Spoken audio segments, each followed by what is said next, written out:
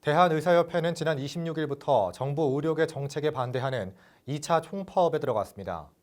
전국적으로 많은 의원과 병원이 파업에 동참하며 진료 지연 등 의료 공백이 불가피한 상황까지 왔습니다. 의료 대란 속 서천 지역은 어떨까요? 신혜지 기자가 살펴봤습니다. 지난 26일 대한의사협회가 정부 의료정책에 반대해 파업에 들어간 지 사흘째, 의협은 의대 정원 확대, 공공의대 신설 등 정부 의료정책에 반발하며 무기한 파업에 들어갔습니다.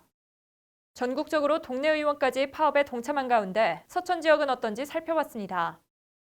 서천군에 따르면 관내 30개 의원 중 공사 이전, 내부 리모델링을 제외하고 이번 파업으로 인한 휴진 신고를 낸 의원은 다행히 없는 것으로 파악됐습니다. 서천군 의사협회는 대한의사협회의 지침에 따라 26일부터 28일까지 사흘간 오전 진료만 하는 부분 파업에 동참했다고 밝혔습니다. 예약되신 분들도 있고 완전히 3일간 파업을 하게 되면 환자에게 너무 큰 불편을 주게 될 것 같다. 이게 제일 큰 이유였습니다. 환자를 위해 3일 내내 휴진할 수 없다는 결정을 내렸지만 정부의 의료정책 지침에는 동의할 수 없다는 대한의사협회 의견에 동의했습니다.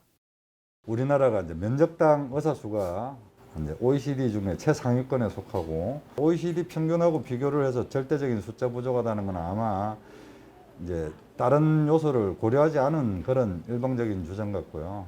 정부는 우리나라 인구 1000명당 의사 수가 2.4명으로 OECD 30개국 회원 중 29위라며 3.3명인 OECD 평균에도 못 미친다고 주장하고 있습니다. 반면 의협은 단위 면적 1000헥타르당 의사 수는 12.39명으로 OECD 30개국 회원 중 3위라며 평균 4.5명보다도 3배는 많다는 입장입니다. 진료를 보러 온 환자들은 서천 지역 의원들이 완전 휴진하지 않은 것은 다행이지만 오전 진료만 하다 보니 전보다 불편한 점은 있다고 말했습니다. 아픈 게 이렇게 고맙게 치료해 준 게 내가 여기서 나오면 수고하셨다고 해서 완전히 휴진하지 않아서 다행이긴 한데 그래도 오전에만 진료를 하다 보니 사람들도 몰리고 그만큼 대기 시간도 길어져서 불편한 게 있긴 해요. 이와 관련해 서천군 의협은 정부와 의협의 강대강 대치 사이에서 피해를 보는 것은 오롯이 국민이라며 조속히 문제가 해결되길 바란다고 전했습니다. 코로나가 엄중한 시기에 이게 너무 오래 가서는 안 된다고 생각하고 빨리 타결돼서 좋은 결과가 있었으면 좋겠습니다. 한편 충남도는 파업이 시작한 26일 의원급 의료기관 총 1094개소 가운데 약 10%인 114개소가 휴진 신고했습니다.